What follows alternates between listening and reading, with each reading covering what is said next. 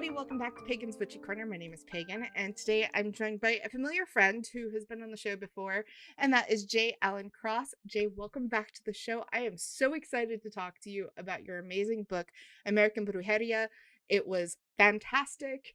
It moved me. It was a beautiful book, and I'm gonna gush about it for the whole time we talk. But thank you for coming back, and I'm so happy you're here.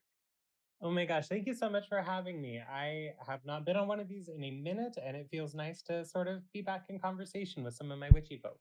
Yay! Well, I'm glad that you came back here first because we always enjoy that. Um, Now, obviously, your book American Brujeria is all about modern Mexican American folk magic, and we're going to talk a little bit about what that means for people who are like, I don't know what that means, and y'all are not speaking my language, and that's okay because we're going to talk about it. But obviously, this is a book that we don't see a whole lot about, at least in the mainstream witchy kind of concepts. So, I can only think of maybe like a handful of authors off the top of my head who really talk about Mexican folk magic. So, what inspired you to write this book? Well, I've always had a deep love of folk magic, particularly North American folk magic, and I was starting up an ancestor practice and like the rest of us who came into our craft in like the late 90s, the kind of early 2000s ish area, Hmm. everything is Celtic. Yes. Everything is Wicca. It's all Europe. It's all particularly kind of like the England area, um, which is the only things that we had access to. Hmm. Um, but at the same time, I was raised Catholic, um, as a lot of people who are Latino experienced. Yes. And I wasn't completely ready to leave it behind, nor did I feel like it was necessary to, because I was seeing a lot of similarities between witchcraft and Catholicism. Hmm. And so I had started doing an ancestor practice, and I really wanted to get them sort of involved in my witchcraft. And they're like, cool, but we do not recognize anything that you're doing. And I'm like, oh, that makes sense. Yeah. That makes a lot of sense. And my deceased great grandmother was kind of giving me messages like, because she was extremely Catholic. Hmm. And so I kept getting these sort of, and she spoke English pretty well. It was heavily accented, but um, I kept kind of feeling her prodding me in this direction of sort of um, more of a saint centric kind of indigenous direction, something that she would recognize, something that her family would recognize, something that my ancestors would know what to do with. Hmm. Uh, and so I slowly started to kind of reconnect with that magical aspect. And I found the same thing that a lot of people who are in my position find, that they're like, oh, so we've been doing this the whole time. We just didn't recognize it as magic, which was something that I would find in my interview process for this book. So after I had been practicing for a few years, I decided I wanted to write the book. Um, I decided that it can't just be from my perspective, though. I Yeah. have to loop in other people from my community and kind of be like, okay, what does this look like for you? And what was happening was I would sit down with these people and I would tell them what the book was about that I was writing, and they go, "Oh, no, no, no, I can't help you with that. I don't do any of that stuff. That's not something my family practices." And I'm like, "Just hear me out. Does your family use Vicks Vapor Rub?" And they'd be like, "Oh yeah, totally, absolutely." I'm like, "Okay, can you just tell me about your experiences with that?" They'd be like, "Oh yeah, like I remember this one girl was I was talking with her and she's like, yeah, like every time I would get sick, my mom would get out the Vicks Vapor Rub and she'd put it in like this little bowl and she'd mix it like with her saliva and some salt. And then she would apply it to me in the shape of the cross while saying the prayer of the, and then she goes, magic. And I'm like, it is, it is. And then she's like, but then what about this? And what about that? And then these people would, I would ask them about Vicks and then it would break open all the stuff that they didn't realize was already there. And I think that's really common in Latino culture is like, oh, we've been doing this the whole time, but it was just how we live. Hmm. And that's really the essence of folk magic. I think that kind of brings me to another question, though, is like, you kind of answered it a little bit already, but maybe you can go a little deeper into it. What is the most misunderstood aspect of Mexican folk magic, especially witches who grew up in the culture, but also for witches who didn't grow up in the culture? Most misunderstood. There's a lot of things that are misunderstood. There is a real tendency, particularly in kind of modern American mainstream witchcraft, to deify everything. Everything needs to be a deity. Um, and if it's not already a deity, it's a deity in disguise. And sometimes we just have spirits Hmm. that aren't necessarily gods or goddesses or things like that. So, what we find misunderstood a lot when it comes to this work. So a lot of times when we talk about working with the saints in Mexican American folk magic, um, we're really talking about the saints.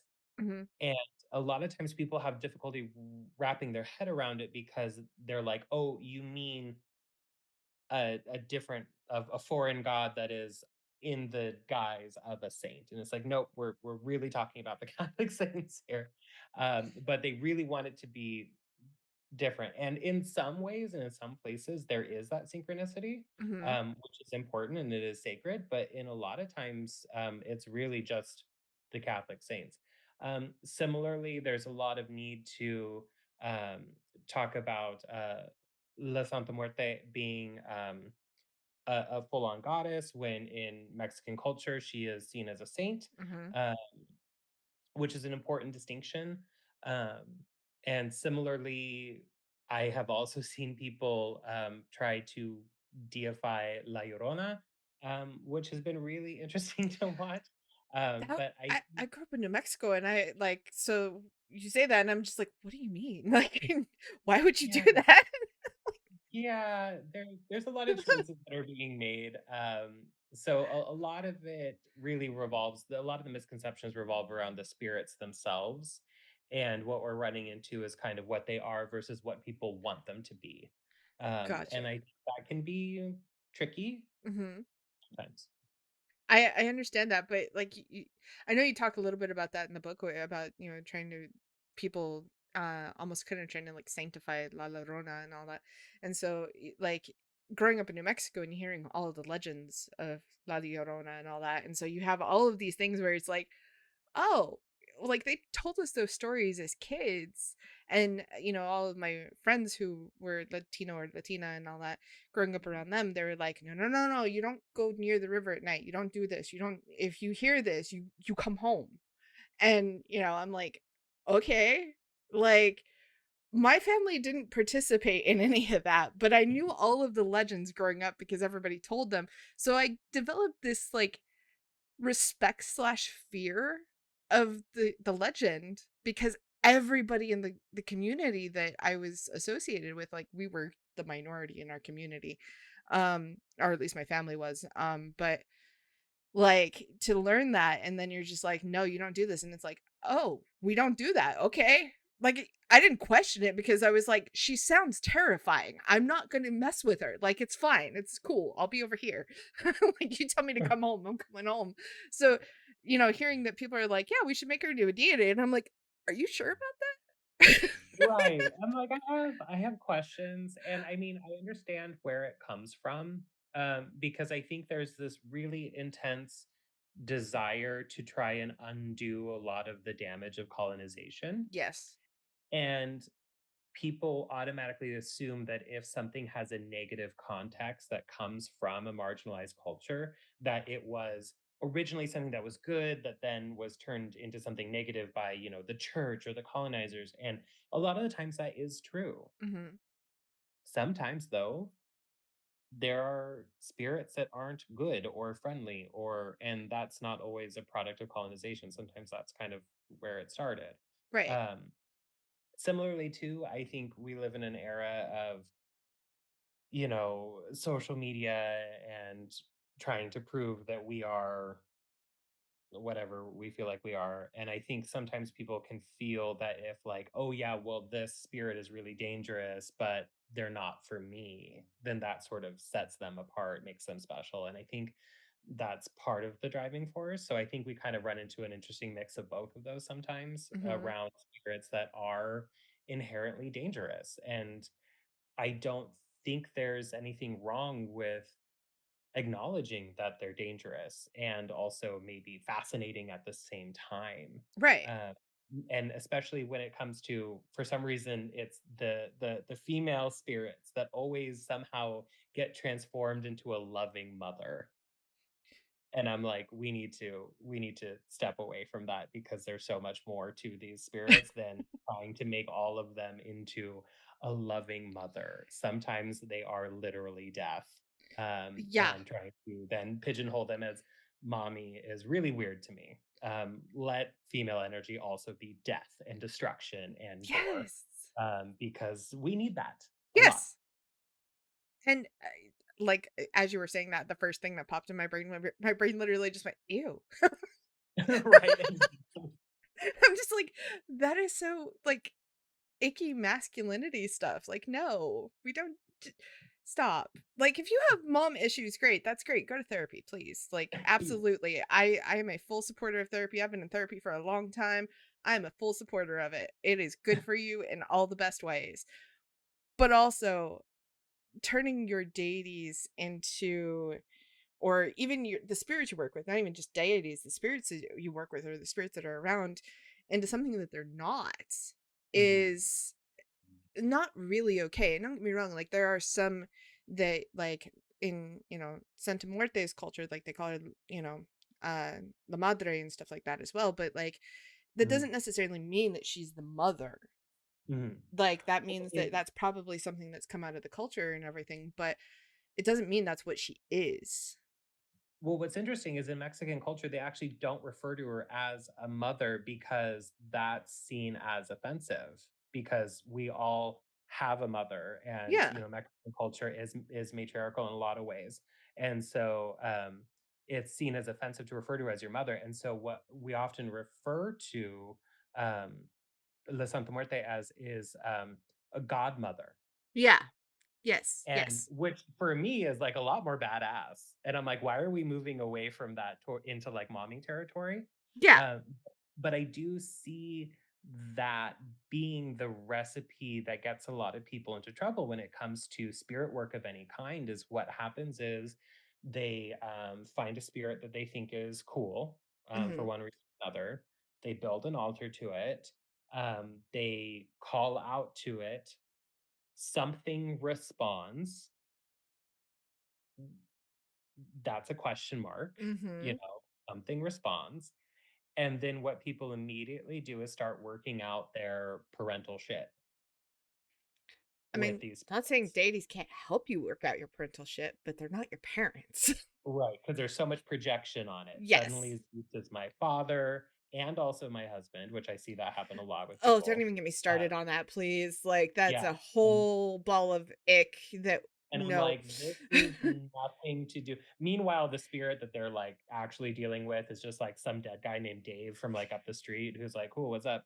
And they're like, Dad. So And he's like, it, "I didn't birth you. What are you doing?" he's like, what's happening?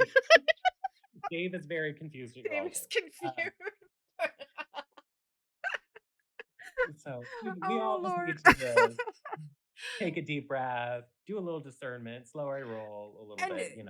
that kind of brings up a really big point of like fact checking your deities. Oh, Making yeah. sure that you understand who you're working with, you understand their lore, you understand where they come from, you understand all that, like fact checking them. It's not offensive to fact check your deities. Your deities aren't going to be mad that you're fact checking them. That's like making sure that you're like basically IDing them as they walk through the door and be like, okay, cool. You actually have the proper identification. You're not some trickster who's, three raccoons in a trench coat. Like, you know, Exactly. you fact checking them is not offensive.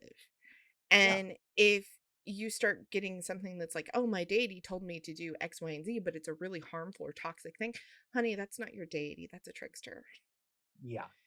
Absolutely. Yeah. Absolutely. We could have a whole conversation about deity work, but that's not what we're here for. So, Another day. um, kind of speaking about like different traumas and all of that. Obviously you talk about a lot of the Catholic folk elements within your books, the saints, the prayers, and all of that.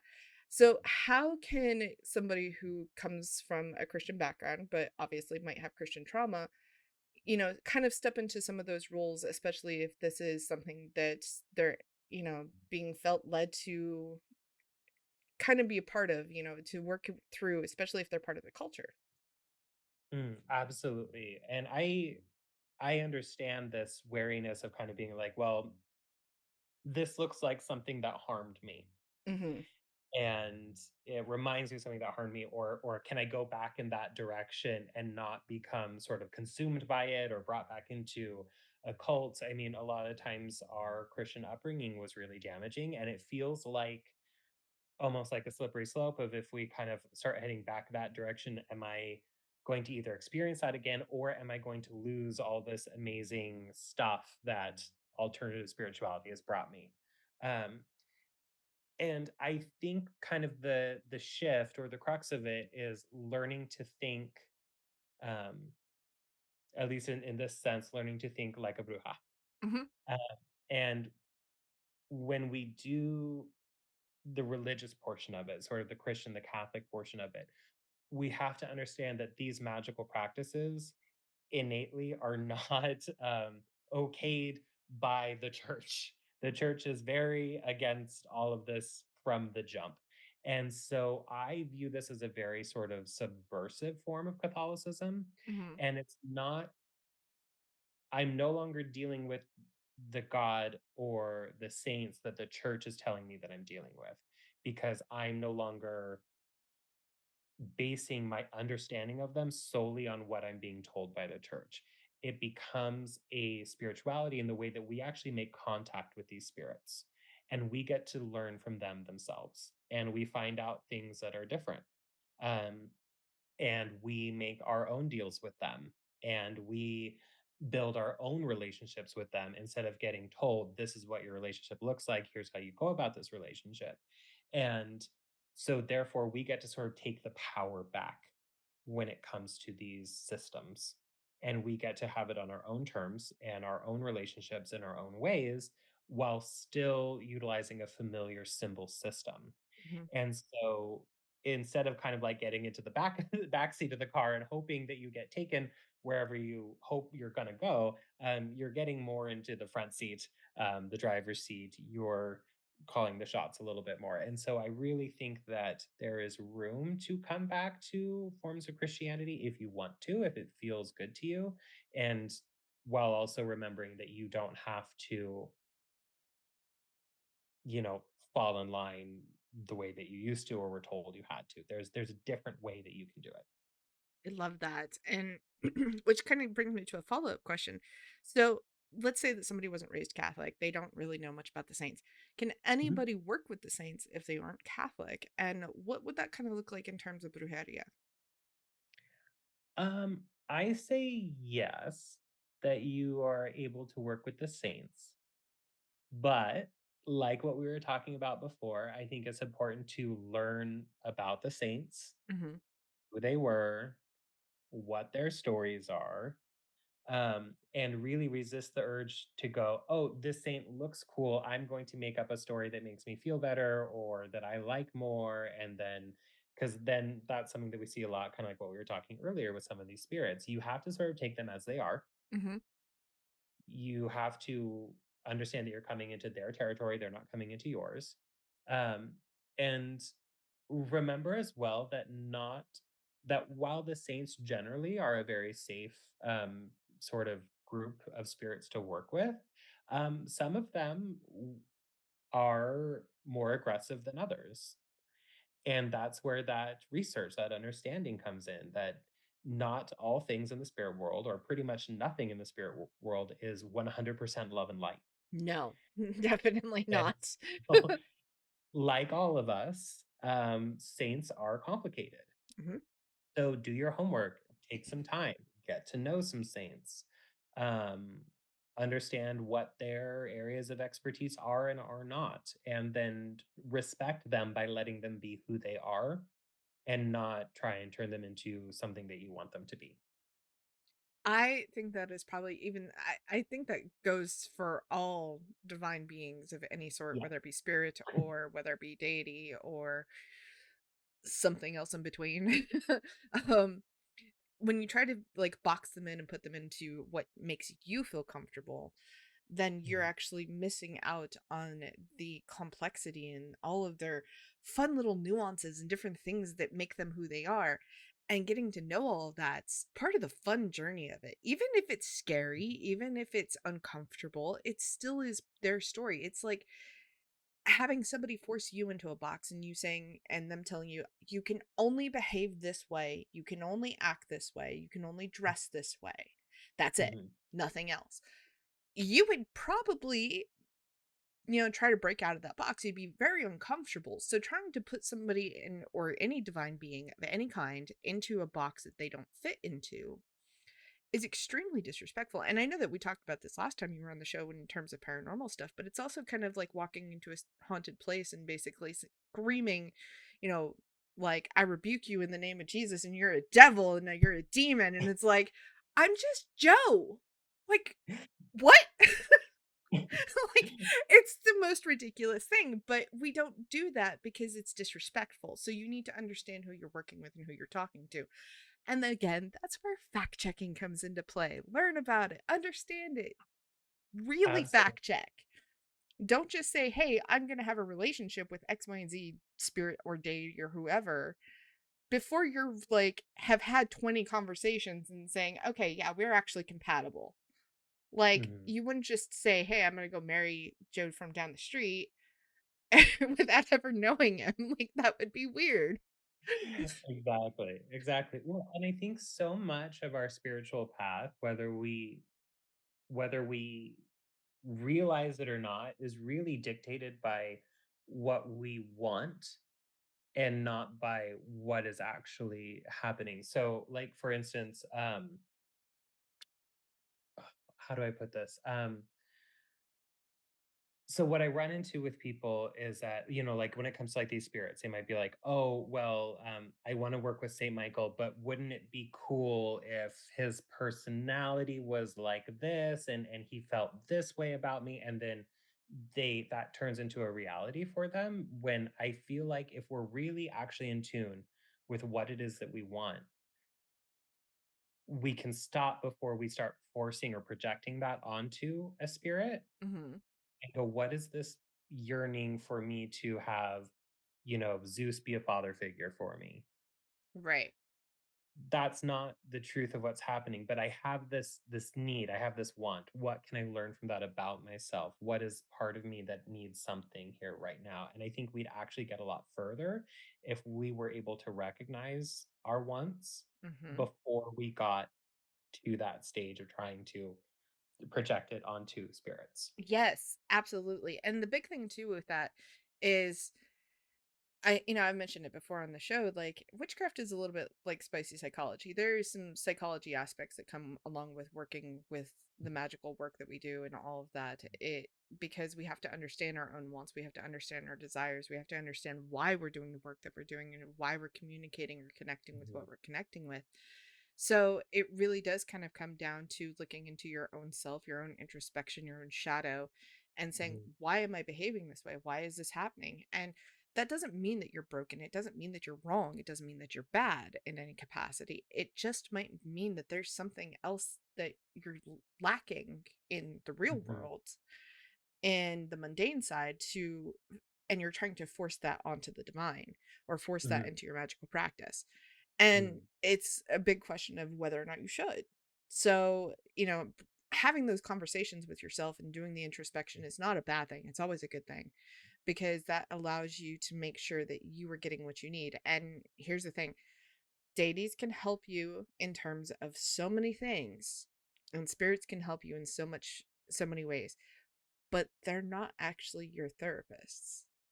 yeah, And yeah, seeing a professional for that doesn't mean that you're, you know, oh my gosh, like I'm so broken because I have to see a therapist. Oh, honey, please trust me. Seeing a therapist is some of the best things that you'll ever have. Like they mhm, help you work through so many great things. because sometimes we don't know how to work through them. Yeah.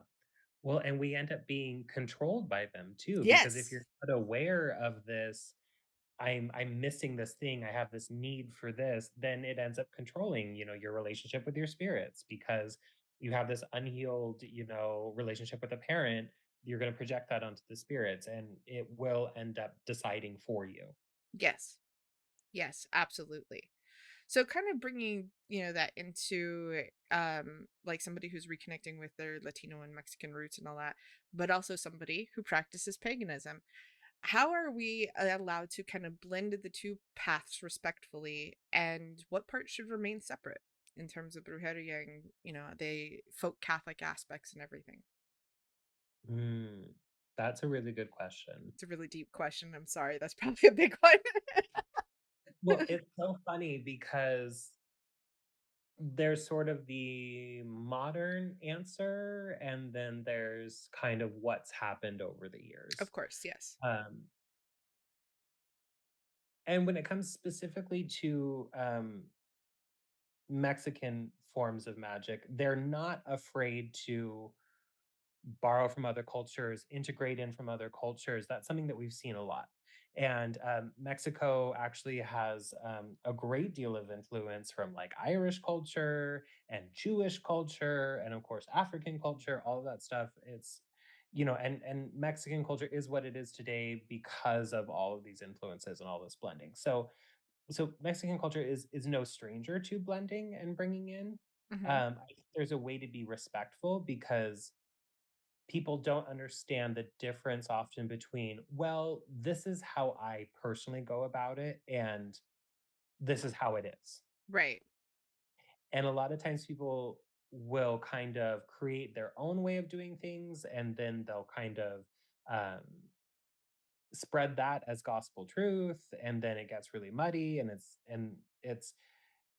it gets weird really quickly. So just understanding what your personal practice is as specific to you and not necessarily the wider culture is important. Um, but just remembering to just keep it respectful as you Yes. go.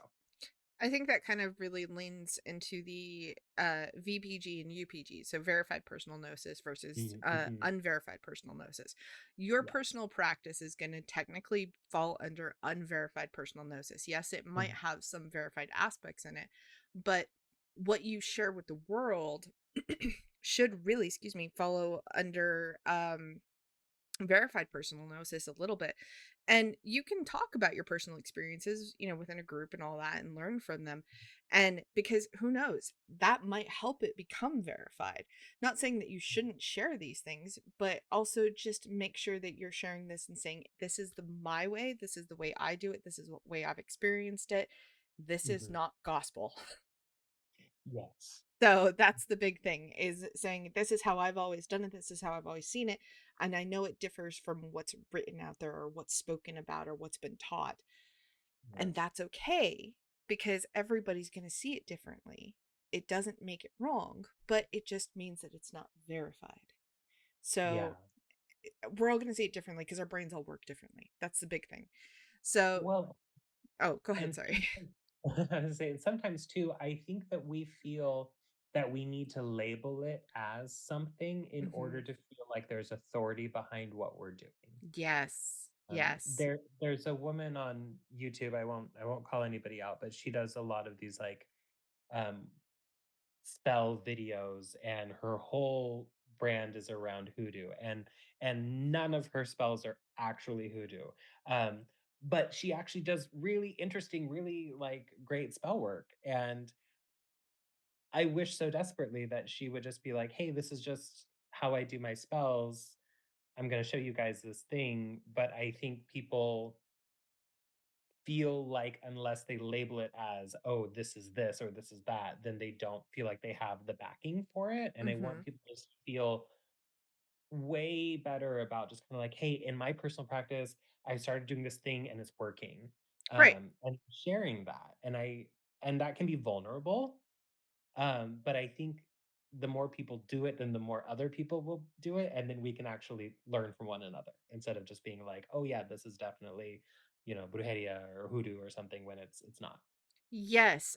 Yes, yes, yes, absolutely, because, if you've been a long time listener of the show, you would understand that I always tell you, "Practice your craft your way." It's not Mhm, gonna always look the same. It shouldn't always look the same. It shouldn't be a carbon copy because then you're just basically not letting yourself grow into what fits for you, mhm. and making sure that you're doing that, but it's okay if you don't have a label for everything. If you're like, "I don't know how to explain this, but I just know it works." I can't tell you how many people I've told that to. I'm like, "I don't know what it is. I don't know how it works, but I know it works. That it just does its job. I don't know. Here's how I do it. It may work for you, it may not. I don't know." I don't have a label for it, and it's probably a combination of things I've learned over the years that I've just forgotten where they came from. But all of those different things work in my individual practice. And there will be things in your individual practice that will do the same. Trying to remember where they all come from. Yeah, it might be like a tiny microscopic piece from here and a microscopic piece from there. And then the rest of it is something that you got through spirit work and you have no idea where the rest of it came from. Or even, some ancestral memory or something. You don't know. It just does the job. It's okay Well, that it and not doesn't have a having label. to right, and not having to justify your magic. Yes, There yes. is like, that's what I really love about, like, North American folk magic, particularly, like, from the east side of the country. Um, you'll find these old spells, they're like, "Well, you take an old screw and you put it into a brick of cheese and you hang it above a well, and then the cats will come." And you're like, "What?" They're like, "I don't know." And you're like, "What? Why do you do it that?" "I don't know, it works." End of story. We do it that way because it works. Like, As no somebody who further lives in the explanation. South, yes, that's literally how it goes. It's like, yeah, you just did this thing, you put this stick and you have to point it this direction, and then you need to put a jar of dirt next to it. What kind of dirt? Just dirt. Just dirt, Okay. yep. And it's like, Don't overthink it, what just do does it it and do? it And it's works. like, just do it. It'll work. I promise. Everything's gonna fix itself. And it's like, okay, I'm gonna do it, but I don't have a clue what I'm doing here. It's okay, it'll work. And it's like, okay, Right, good let luck. magic be magical. Let magic be magical. It's important. Let it be mysterious. So Yeah. I do want to kind of bring a little bit of a serious kind of connotation to, everything that we're talking about as well. I mean, not that everything we're talking about is joking, but um, there are witches out there who do romanticize, brujeria, even romanticize witchcraft as a whole. But they don't always see the hard realities of where it originated from, the poverty, the secrecy, the survival. So, Mhm. what truths would you wish that people would respect before they call themselves an American bruja or bruja? Ooh, um, that is a great question. So, most of the time, I wouldn't recommend taking on the title itself unless you're actually from the culture. Mhm. Uh, and like I wrote the book and everything, but I don't necessarily refer to myself as a brujo because my magic is very mixed and like I am. Mhm. And I don't full time only sort of practice this. Similarly, like I might be able to perform certain healings in the Mexican tradition, but I'm not going to call myself a curandero. So I think the first step is asking yourself, is it actually necessary for you to take on this title, or can you just be you? Right. And I think that's something that's a lot of people need to ask themselves more of. It's do I need to dress myself up or can I just be me? Um, the next thing is similarly because it's the question always comes back to need because the magic always comes back to need. Of course. Um, similarly, things like a lot of people got upset with me in my book because I asked the question like, do you really need to summon death into your life to get this done? Maybe you Right. do. Sometimes people do, and that's why she has a following is because people find themselves with nothing else, and they're like, "This is the end of the road for me. It's death or nothing," and then they go forth. Versus like, I don't know, I thought she was neat. Um, it comes back to the need, Mhm. and that's what this magic comes out of, and we have to then. respect other workers, even when we feel like, ooh, they're not doing it the way I would, or I have moral objections to this because maybe they're charging for their work, or maybe they're doing spells that I feel are dangerous or manipulative. You don't get to do that judgment anymore because, again, this magic came out of need. Even the scary magic is there Hmm. because we need it. Right. And so we have to then check the judgment as well before we're able to really step into that world. So before we start deciding to dress ourselves up in it, we have to really ask ourselves if it's necessary and if we understand enough. Yes. I agree with that wholeheartedly. You know, like I some people are like, "Oh, what do you mean you work with Santa Muerte and all this?" And I was like, "Well, first of all, I didn't ask to work with her, but I Right. work with death. I'm a death worker. That's, my witchy job title, I guess you could say."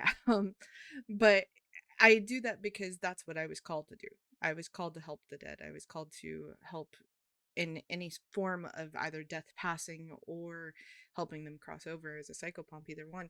But Mhm. like that wasn't something that I just woke up one day and was like, "Hey, I want to do this." No, you don't wake up and want to do this job. It's Yeah. very hard.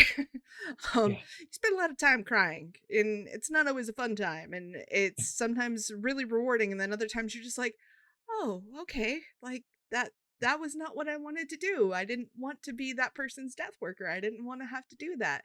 So to work with death is not easy. And so when she first started knocking on my door, I was just like, first of all, hi. And at the time I didn't know that I was, part of the Latino culture and all that, because I didn't know that I was adopted. And then when I found out, I was like, "Oh, well, this explains a lot."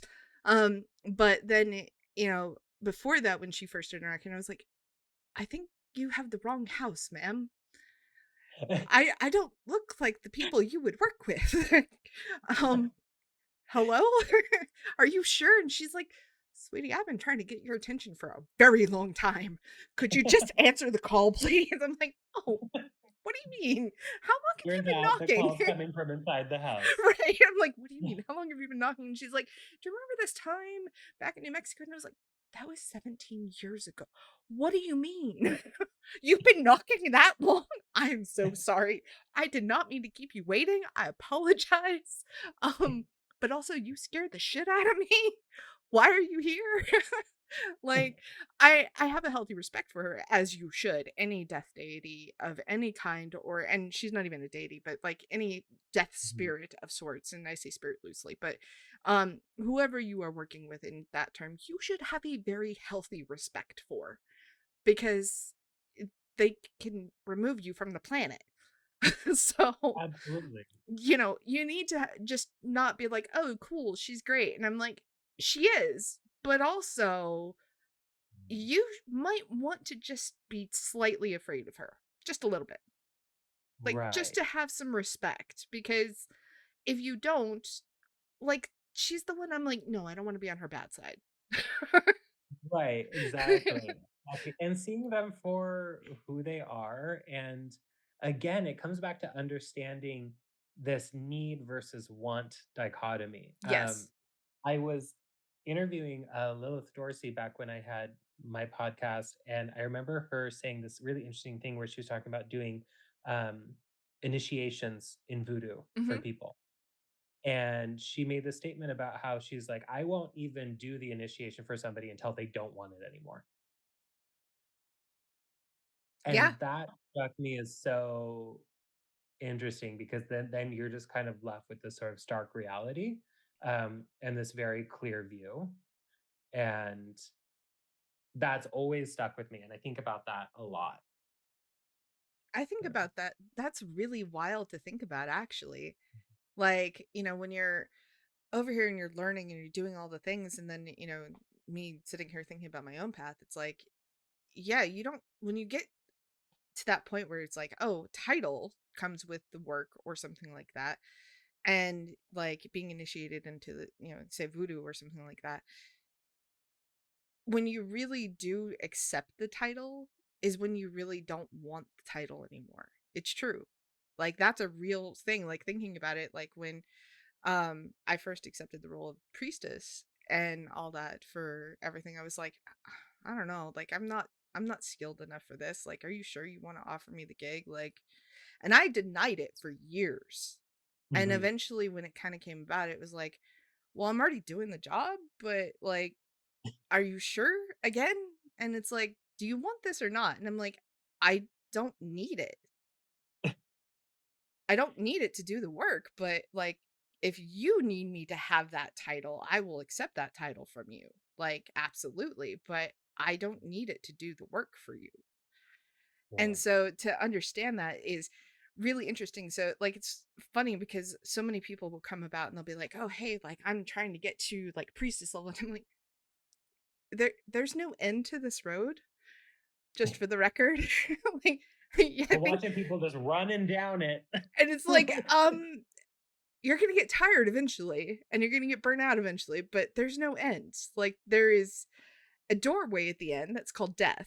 But even then the road doesn't end. It's just what's next. So But um the road is the point. the road is the point. The journey is the point. Learning never stops. Growing never stops. And even when you're sitting there going, well, I don't know what else I could learn. And then spirit, deity, whoever you want to call, ancestors are like, hold on. We've been waiting for this moment. You weren't ready before. Now you are. Sit down. We got some stuff to teach you. And then you're just like, oh, wow, that was really big. What do you mean? Right. And it's not always like stuff that you want, and it's like, No. I remember when I first decided I was going to start doing like one-on-one mediumship readings for people, like I had been doing paranormal mediumship for a really long time. But I decided, I'm going to switch over. I'm going to do like one-on-one, going to help people connect with their deceased loved ones. And I had been preparing, I'd been, doing all my stuff and getting ready. And I decided it was the day before my first reading, and I decided to do a little meditation, get in touch with my guides, because I was fishing for an ego boost from my spirits. So I go and I connect with my spirit guides, and I'm like, okay, spirit team, am I ready? And they go, no. And I'm like, wait, what? And they're like, you're not ready. And I'm like, what do you mean I'm not ready? I've been working so hard. And they go, it's because you don't trust us. They're Yeah. like, you are putting all the responsibility on whether or not the reading goes well on yourself, which is also another way of having huge ego involvement. Yeah. They're like, mediumship is a team sport. You have to know and trust that we will be there doing our jobs, that the sitter will be there doing their job, and then the sitter's spirits that you're trying to contact will also be there doing their job. It is a Yes. team sport, and you are holding all the responsibility yourself. About whether it goes well or not, it all comes down to you is untrue. Yes. And I was like, oh dang. Like I was like, That's what we call the 2x4 of truth. You got yes, smacked. absolutely. Yes. Just the two by four of truth directly upside my head. And I was like, okay. I'm like, Yeah. And harsh, it's but okay, yes. I love and hate those moments so much, and I've had so many, like more than I can count, but like I love and hate them because it's like, "Oh, okay. We're doing this." And it's like, "Yeah, we've been preparing you for this. Did you not get the memo?" And it's like, Yeah. I did, but I didn't read the memo carefully." I just skimmed it. I just kind of looked over it a little bit, like, and then it's like, I swear sometimes, like, my ancestors, even my own deities that I work with, probably pinch the bridge of their nose more times than I can even realize because they're like, I laid everything out for you so perfectly and you walked right past it. What do you mean? Come back here. It was right there. It was right in front of you, 3 feet in front of you. Yeah, literally. Um, so kind of bringing it back to full circle, back to everything. Um, what's in terms of obviously working with all these spirits and doing all the things that we do and everything, but in terms of brujeria, what does refs like offerings, what do they mean, and how do you really understand what it looks like, especially when there's offerings, and especially for marginalized communities where they are having such a hard time because the community is shaped by poverty. So how do you explain to somebody, yes, you can still practice this without having everything you need, like having all of the stuff? How do you explain that to somebody? Absolutely. I really like to frame it in terms of capitalism and anti-capitalism, Yes.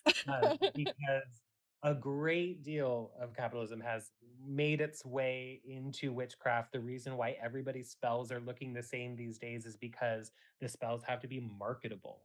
It has to be something that's interesting, that's pretty, that, things like that. And so, especially when it comes to offerings, I think, or kind of the things that we use, and particularly when it comes to Mexican culture, is we have to then, of course, anytime of folk magic, we have to come back to the folk, we have to come back to the people. And something that I see a lot as being very taboo, and somebody posted a picture of a child in Mexico who had come up to an ofrenda on Day of the Dead Mhm. and taken a piece of the bread or whatever offering food that they had set out on it and was eating it. And they posted it online, this picture online, and just a swarm of people about, oh, that kid's gonna die now because the spirits are gonna be mad. They're gonna come after them. This is so disrespectful. Where are this kid's parents? Why aren't they smacking it out of her hand? Like, just all this awful stuff about That's this child who was horrible. eating. And what none of these people understood was that in Mexico, it's actually fairly common to eat the offerings Mhm. because people understand not having food. Yes. And it's also seen as a form of sharing with their Yes. ancestors as well. And so I think we need to get out of our very capitalistic mindset of this is mine, that's yours, and therefore neither one can be touched, or this separation is so sort of modern, capitalistic, very Western, like this separation, separation, separation versus this sort of communal aspect of giving offerings. And so when we do the offerings, I recommend that people give sincerely Mhm. something that, even if it's not really super fancy, might be meaningful, or something from the heart. Like, hey, like I baked this thing. This is great. And now we'll have it together. And Yes. then also after you give the offering, relax a little bit. Like if you're hungry, you can also share in the food. If your dog goes and takes something off of the altar, they're going to be fine. Yeah. Like, this is all coming at it from As a long as it's community. pet safe, they'll be fine. Right, yes, exactly. As long as it's pet safe, you'll be fine. I think moving towards more of a communal um way of looking at it is going to be better. Similarly, I've stopped giving actual physical objects to a lot of my spirits because number one, it was getting out of control. It's just piling up, and we needed to make a change. Mhm. Uh, but I've also found that a lot of times, um, an offering can be like, okay, I'm going to ask for this, and I'm going to then donate some money to this cause that's going to either help our people, or something that this saint is a patron of, or I'm going to go out and volunteer a certain amount of my time, or do X amount of good deeds, or whatever it is. I find that that's generally an acceptable offering, and it's something that I feel like helps the magic kind of get moving in the world a little bit. I love that. That's a beautiful way to do that. Um, and, talking about what you were saying about the little kid that took the, food off the ofrenda and all that. Imagine how many, like, you know, abuelos and abuelas are in, tias and tios are all over there around the ofrenda because they've come to visit and all that, that are like, "No, mia, mijo, you go eat. You go. You eat this. Yeah. It's fine. Like, here, you need more? I'm gonna feed you. It's fine." I mean, like, they in real life, that's what they would be doing. They would be making sure that the kids get fed. that they would be making sure Absolutely. everybody would be getting fed, and sometimes they would feed you way more than you actually wanted to eat. Exactly, which is And good because, so like, yeah, it comes out of that food insecurity. It's like, eat a lot now because we don't know when maybe it's gonna happen again, and I want you to be okay, yes. is sort of like where it comes from. And even if we look at really traditional offerings, um, things that like, oh, this saint really is known for like requiring this thing, or for this spell, you must leave this thing. It's always small.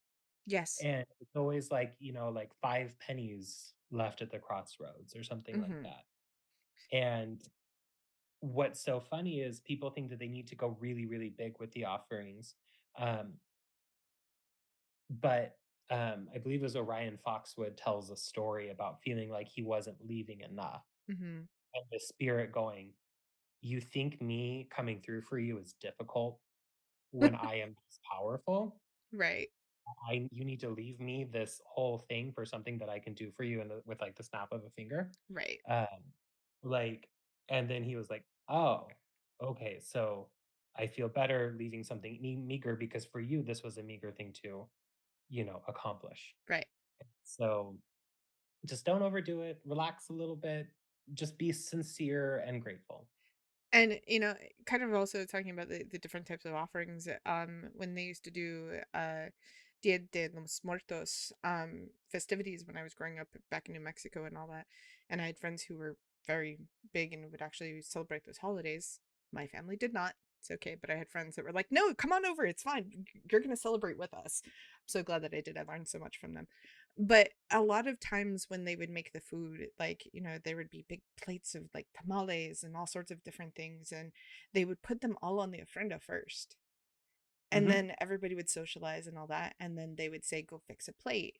And then they would fix a plate for each member that was on the ofrenda so that everybody enjoyed it because it was a communal family thing. So they would fix a plate for everybody, including the dead. And Hmm. I thought, like, I remember that and I was like, that is like the most honorably respectable thing because then they're not just getting to be like, "Oh, well, you left food for me. Thanks. Okay, you guys go sit at the table. I'll just be over here." Like, no, it Right. was a whole communal thing. They were still part of the family. They were still participating the way that they would even if they were, alive. So, Mm. like, that to me is something that I still kind of adapt into even my own practice now, that inviting your spirit, your deities, whoever your ancestors, whoever you're working with to dinner with you is Mm. amazing because then you're not just being like, "Well, here's the thing, goodbye." Like, Right. you're getting to sit down and actually have communal time with them and, having a conversation with them and Mm. getting to do like you would actually take somebody to dinner, or cook them dinner and invite them over. Like, it's a big deal. And it's Yeah. something that's so easy and so simple. Anyway. Well, and it's cross-cultural too. Like, sharing food with somebody is found in every culture as an Yes, important exactly. way to connect, and so anybody is so welcome to that. It's the whole thing of it, even growing up in a Christian culture and all that, like, we always were like, everybody's welcome at the table because that would Mhm. be what, God would want. That would be what Jesus would want. So, you would do that. And then bringing that now into more of a pagan circle, it's like everybody's welcome at the table no matter who you are because you should be here. You should be allowed to sit here. You should be allowed to talk. We can learn and grow from each other. As long as everybody's respectful, of course, and, being kind. Um, Mm. it doesn't mean we have to agree, but, be kind about it, learn from each other, grow and understand each other. And honestly, that's the biggest path to peace, but that again is a whole other topic. So, we're about out of time actually. We've talked for so long and we could probably keep going forever. But before we wrap up, do you have any upcoming like works or projects that you could tease us about? If not, and it's all hush hush, that's okay too. And do you have any classes that you want to promote or events that people should be looking out for? I don't at this time, which is so weird. I used to have just this laundry list of things that was coming up whenever I do these podcasts, but so much of my work has, come offline and kind of been specifically within my community where I live. Mhm. So I don't have a lot coming up. Um, I will say that there are some cons that I'm hoping to attend.